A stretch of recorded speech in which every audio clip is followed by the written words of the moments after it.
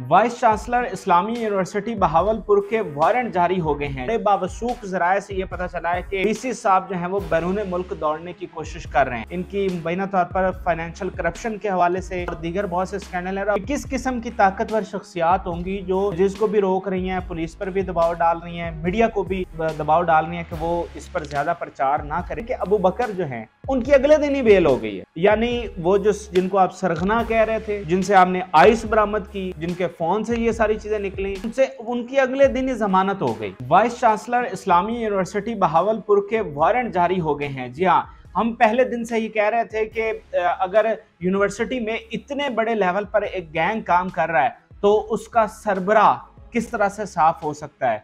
अगर यूनिवर्सिटी में इतना बड़ा गैंग है, हर डिपार्टमेंट में 10 अगर 15 लोग हैं तो 10 लोग उसमें प्रोफेसर्स उसमें मुलव्वस हैं, तो क्या यूनिवर्सिटी का जो सरपरस्त आला है, वाइस चांसलर, वो सो रहा है या क्या वो मुबैना तौर पर इसमें मुलव्वस नहीं हो सकता? तो अब उनके वारंट के हवाले से खबरें आ रही हैं और इसके अलावा बड़े बावसूख जराये से ये पता चला है कि वीसी साहब जो हैं वो बैरून मुल्क दौड़ने की कोशिश कर रहे हैं। और इसके अलावा पुलिस की जानिब से एक JIT भी तश्कील दे दी गई है जो इस पूरे मामले की तहकीकात करेगी। तो ये जो ताज़ा तरीन इतलात हैं और इसमें ये इतनी बात सादा नहीं, ये मामलात इतने सादा नहीं है।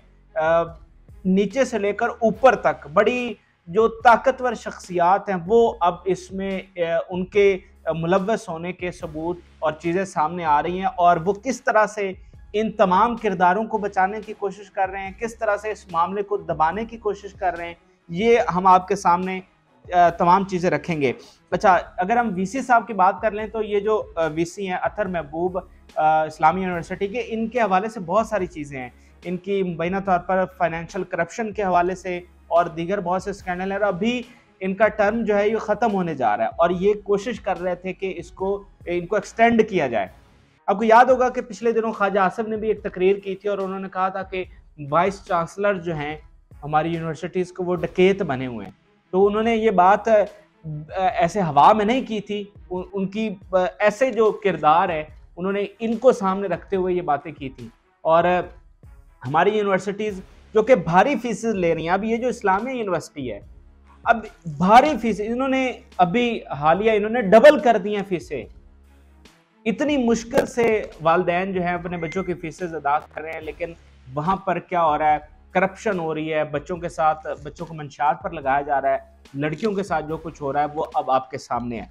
तो वीसी साहब इन तमाम कारनामों में मुबैना तौर पर मुलव्वस हैं और एक्सटेंशन भी लेना चाह रहे थे, इसलिए वो ववेला कर रहे हैं। जनाब, जब से ये स्कैंडल सामने आया था मुल्ज़िमों की भी उनको डिफेंड इन्होंने करने की कोशिश की और कहा है जी कि ये एक साजिश है। तो भाई किस चीज़ की साजिश है आप बताएं ना, सिर्फ ये कह देना कि ये साजिश है।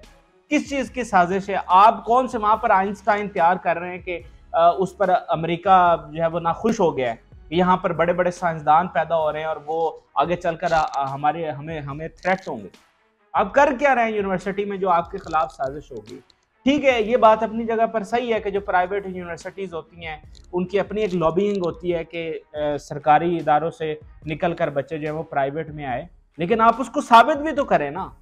खाली ये कह देना कि साजिश है तो ये बयान बिल्कुल खोखला है, कमज़ोर है और पहले दिन से जो उन्होंने बयान दिया था इससे ये ज़्यादा मशकूक हो गए थे खुद जनाब। तो अब वीसी साहब के हवाले से पार्लियामेंट में आज एक इजलास हुआ है, वहाँ की कायमा कमेटी जो तालीम की है उसमें उन्होंने इस मुद्दे को उठाया, लेकिन वीसी साहब वहाँ पर पेश नहीं हुए। तो कायमा कमेटी ने बरहमी का इजहार किया। अच्छा, वहाँ पर बताया गया कि वीसी साहब किसी की सुनते नहीं हैं। तो कायमा कमेटी ने बरहमी का इजहार किया और उनके वारंट के हवाले से खबरें आई हैं और उन्होंने कहा कि अगले इजलास में इनको लाजमी पेश करें। इसके अलावा उन्होंने कहा कि DPO बहावलपुर जो हैं वो भी यहाँ पर पेश हों।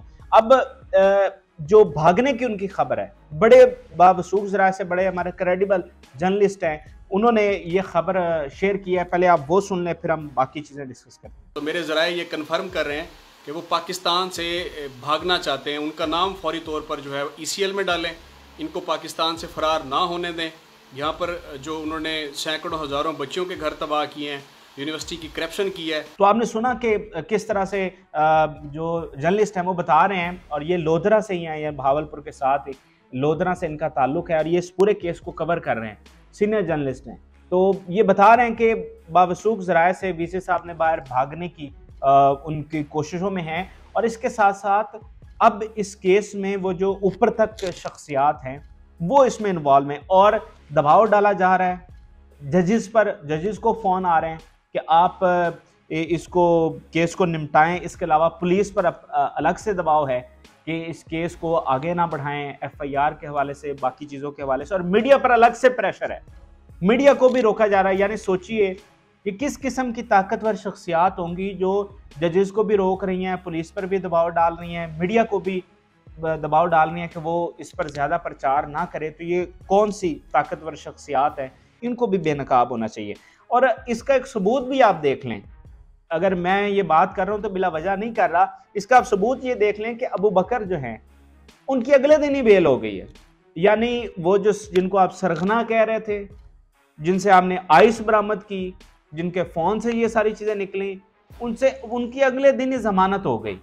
तो आप सोचिए कि वो कितना यानी कि बासर शख्स है, एक यूनिवर्सिटी का एक आम सा मुलाजिम कितना बासर शख्स है कि हम पूरा मीडिया जो है वो चीख रहा है, पूरा मीडिया कह रहा है कि ये जनाब बड़ा जुल्म हो गया, बड़ी चीज़ें हो गई, लेकिन वो अगले दिन बेल लेकर चला जाता है। और ये हम तमाम मीडिया और हम तमाम अवाम के मुंह पर थप्पड़ है। वो कह रहे हैं ठीक है चीखते रहो, तुम्हारा क्या है, तुम्हारी वक़्त क्या है, तुम बोलते रहो। यानी वो ये कह रहे हैं कि इस मुल्क में कोई ऐसा शख्स नहीं है, कोई ऐसा इदारा नहीं है जो कुछ उनको किया है उनको मंतकी अंजाम तक पहुंचा सके। कोई इदारा, कोई शख्स उनका कुछ नहीं बिगाड़ सकता। वो दरअसल ये कहना चाह रहे हैं।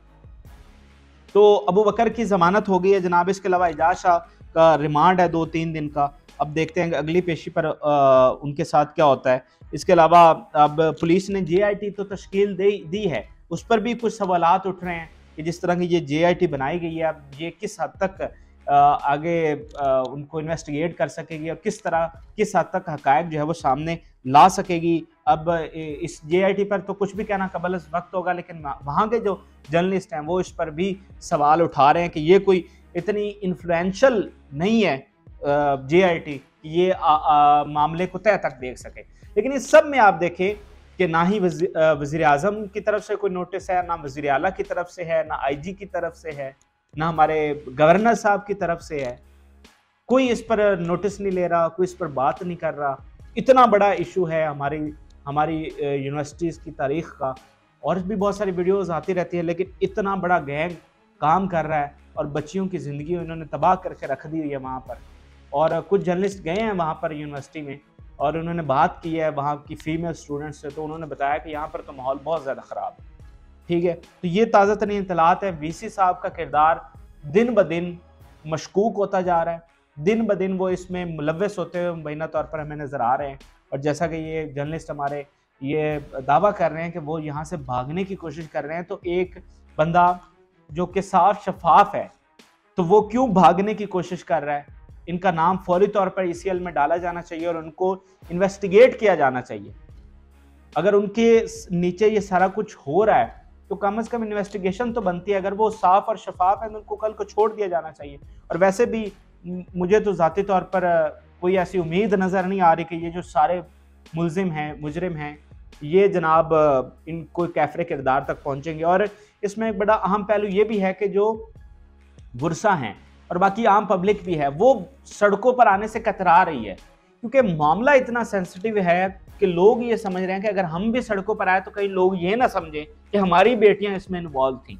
यानी ये इस हद तक सेंसिटिव मामला है कि कोई ऐसा बंदा जिसका ताल्लुक नहीं भी है और वो दिल बर्दाश्ता है, दुखी है इस मामले पर, लेकिन वो भी सड़क पर नहीं आ रहा कि कहीं ऐसा ना हो कि लोग ये समझें कि कहीं इसकी बेटी तो बहन तो इसमें इन्वॉल्व नहीं थी। तो इसके लिए रियासत को इकदाम करने चाहिए, रियासत को एक्शन लेना चाहिए। 50-60 लोगों का ये गैंग है यूनिवर्सिटी में, 70 लोग होंगे, 100 होंगे, तो इनको वहाँ से निकालना कोई मुश्किल काम नहीं है रियासत के लिए, अगर वो करना चाहे तो। लेकिन जैसा कि ऊपर से लोग अब खबरें आ रही हैं कि इसमें इन्वॉल्व हैं, तो क्या होगा? बस हम चीखते रह जाएंगे, कुछ दिनों बाद नया इशू आ जाएगा और फिर हम सब उसकी तरफ मुतवज्जह हो जाएंगे और ये काम उसी तरह से शायद होता रहेगा। आप अपनी राय ज़रूर आगाह करें। फिलहाल के लिए इजाज़त, अल्लाह।